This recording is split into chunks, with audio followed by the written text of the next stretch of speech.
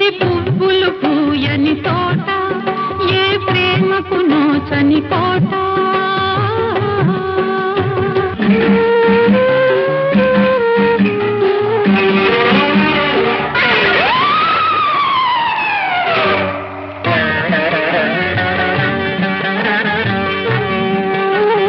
పువ్వులకే నవ్వులు నేర్పిన ప్రేమ తోట ఇది ఒకనాడు.